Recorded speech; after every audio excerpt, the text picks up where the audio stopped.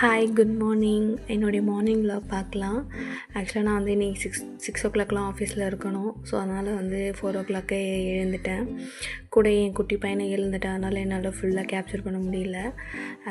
நைட்டே பிளான் பண்ணிட்டேன், சாம்பார் கோஸ் பொரியலுன்ட்டு. வெஜ்ஜஸ்லாம் கட் பண்ணி வச்சுட்டேன். பட் ஆனால் கத்திரிக்காய், தக்காளி, வெங்காயம் இதெல்லாம் நான் கட் பண்ணி வைக்கல. அது எப்பயுமே நான் மோஸ்ட்லி எப்பவுமே நைட்டில் கட் பண்ணி வைக்க மாட்டேன். என்னன்னு தெரியல, திடீர்னு சரி கொஞ்சம் கட் பண்ணி வச்சிடலாம், கொஞ்சம் டைம் சேவ் ஆகட்டும், தூங்கிட்டேன்னா என்ன பண்ணுறதுன்னு சொல்லிட்டு. ஆனால் கரெக்டாக எழுந்துட்டேன். கோஸ்லாம் நைட்டே கட் பண்ணி வச்சுட்டேன்.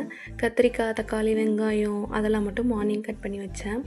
அதே மாதிரி கோஸ் பொரியலுக்கு வந்து இந்த தேங்காய், பச்சை மிளகாய், இஞ்சிலாம் போட்டு நைட்டே அரைச்சி வச்சுட்டேன். இது ரொம்ப ஃப்ளேவர்ஃபுல்லாக சூப்பராக இருக்கும். ஏன்னா மார்னிங் அரைச்சோன்னு வச்சுக்கோங்களேன், 4 o'clock சத்தம் கேட்கும்ல, பக்கத்தில் யாரும் டிஸ்டர்ப் ஆகக்கூடாதுன்றதுக்காக. அதனால் வந்து யார் நினைப்பாங்களே பக்கத்தில் யாரும் இது இவ்வளோ காலையிலேருந்து சமைக்கிறாங்கன்னு சொல்லிட்டு, அதுக்காகவே நான் கொஞ்சம் நைட்டே ரெடி பண்ணி வச்சுட்டேன். இந்த பொரியல் ரொம்ப நல்லா இருந்தது.